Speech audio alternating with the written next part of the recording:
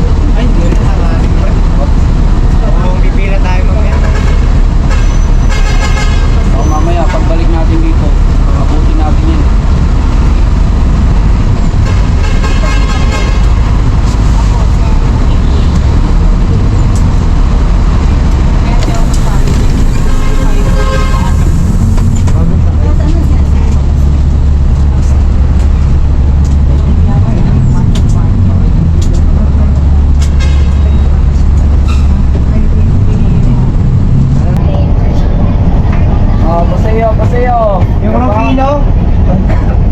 Sa kilo.